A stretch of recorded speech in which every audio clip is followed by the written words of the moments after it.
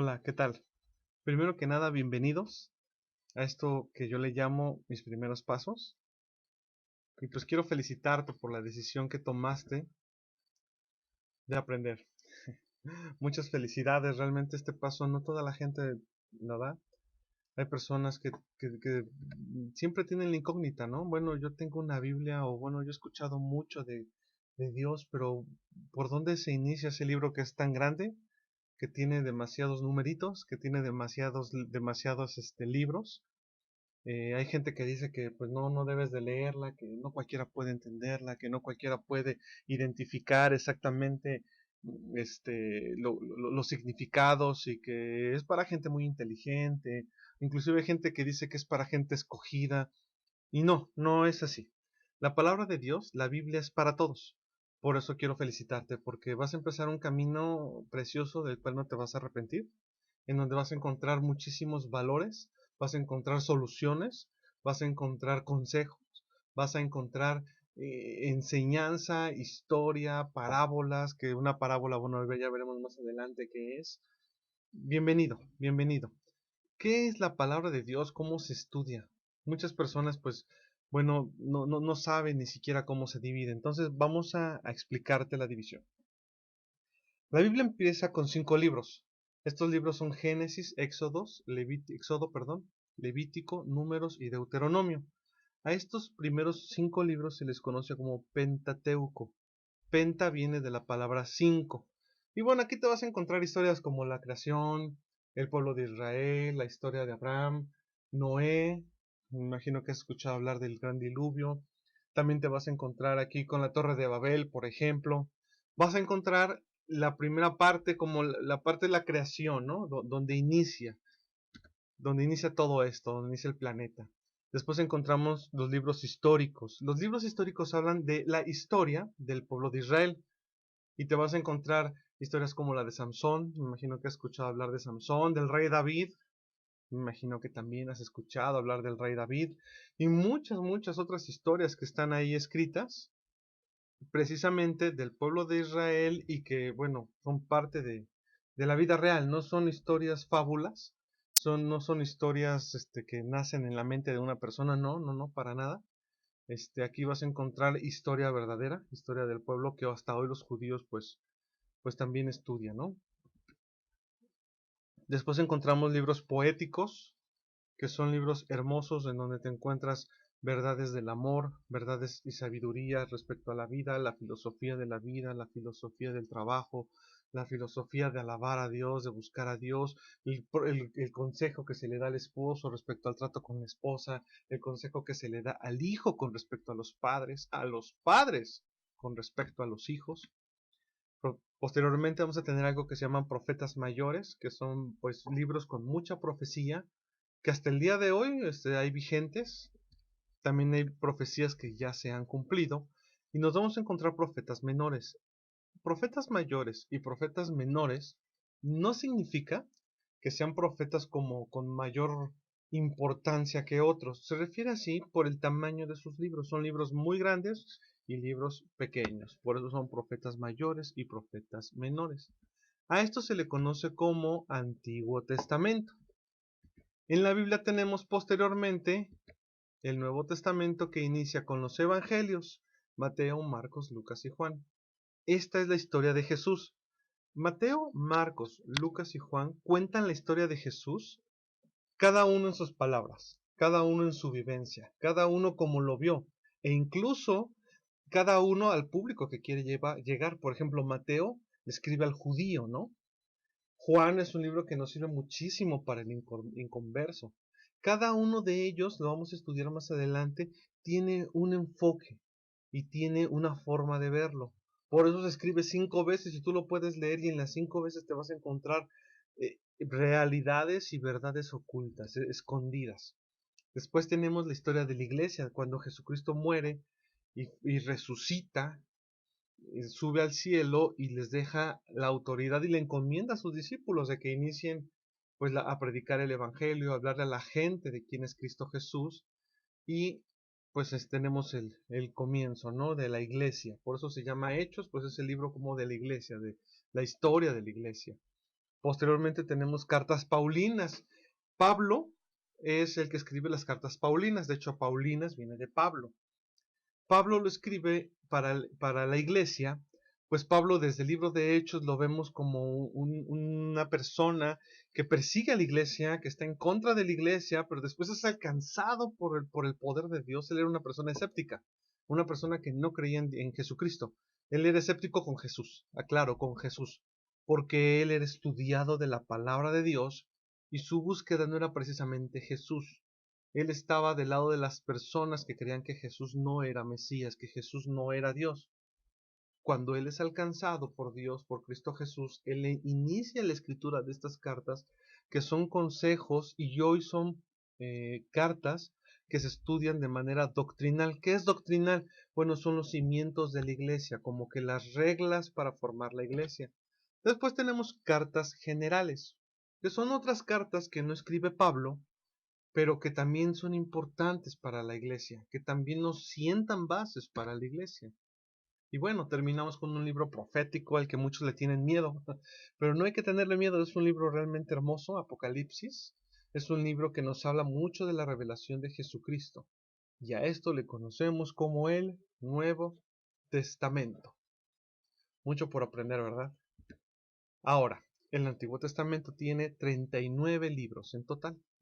El Nuevo Testamento tiene 27.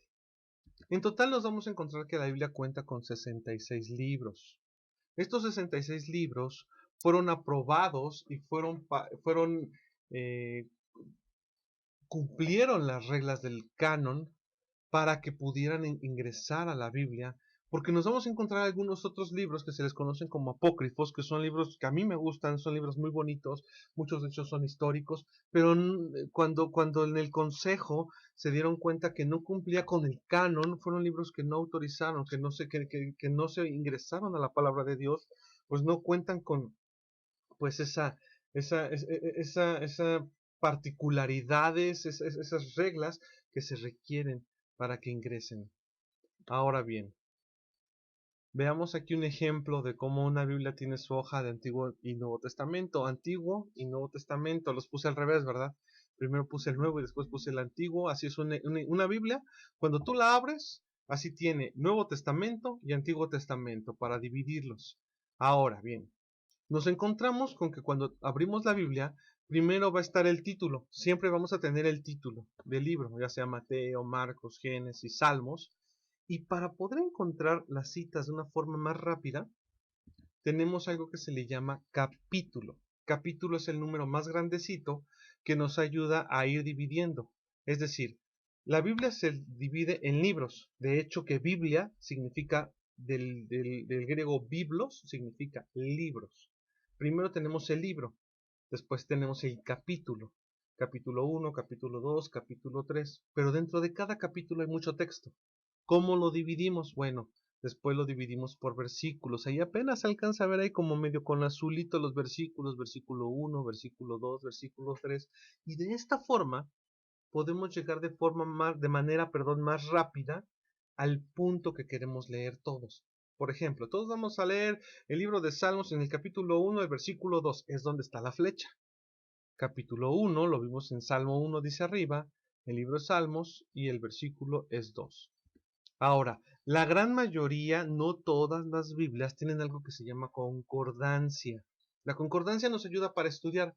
Hay algunas concordancias que son 100% dogmáticas y hay algunas concordancias que son únicamente referencia a qué otra parte de la Biblia podemos encontrar estas citas o qué parte de la Biblia confirma esta cita o inclusive podemos tener una explicación. Esta parte de la Biblia se refiere a esto y nos da a veces contextos históricos, geográficos y demás. Y para que lo encontremos más rápido en la orillita ahí de nuestra hoja, cuando nosotros buscamos, podemos localizar rápidamente hasta dónde llega. Por ejemplo, ahí dice, en este ejemplo de Biblia dice Salmos 5:12.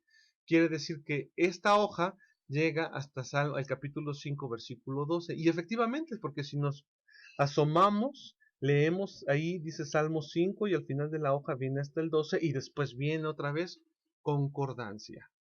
Esta es la forma de buscar en la palabra de Dios. Ahora yo quisiera decirte algo. Hay promesas de Dios que Dios le da a la gente que decide leer la Biblia. Por ejemplo, Deuteronomio 28 dice: acontecerá que si oyeres atentamente la voz de Jehová tu Dios, para guardar y poner por obra todos sus mandamientos que yo te prescribo hoy, también Jehová tu Dios te exaltará sobre todas las naciones de la tierra. Dense cuenta, la Biblia tiene promesa para aquellos que deciden leerla. No para aquellos que tienen una religión y que todo el tiempo van a una iglesia. No estoy en contra de que vayamos a la iglesia. Pero aquí es muy claro. La iglesia, vamos a ver más adelante que sí es importante congregarse, pero es bien importante entender cuál es el mensaje de Dios y ponerlo por obra. Es decir, que seamos oidores, como dice la Biblia, no olvidadizos, sino que pongamos por obra lo que estamos aprendiendo. Y veamos la promesa: y vendrán sobre ti todas estas bendiciones y te alcanzarán si oyeres la voz de Jehová tu Dios. Bendito serás en la ciudad y bendito tú en el campo. Nos encontramos en Salmos 1:1: bienaventurado el varón que no anduvo en consejo de malos, ni estuvo en camino de pecadores, ni en silla de escarnecedores asentado. Veamos versículo 2: sino que en la ley de Jehová está su delicia. En la ley de Jehová. Y luego dice: y en su ley medita de día y de noche. ¿Cuál es? Pues la palabra de Dios. Hay que meditarla de día y de noche, porque va a ser como un árbol plantado junto a corrientes de agua, que da su fruto en su tiempo, su hoja no cae, y todo lo que hace prosperará.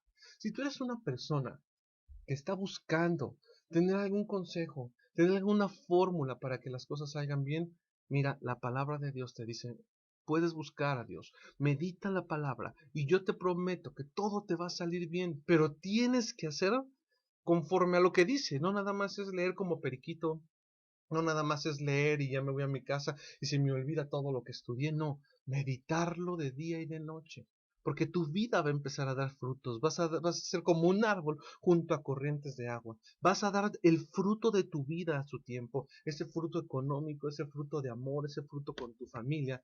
Y después nos vamos a encontrar en Josué 1:8. Nada más te estoy leyendo algunas citas porque son muchas. Nunca se apartará de tu boca este libro de la ley, sino que de día y de noche meditarás en él. ¿Se dan cuenta? Otra vez nos habla de meditar. ¿Qué es meditar? Analizarlo. Analizarlo. Dirían por ahí masticarlo.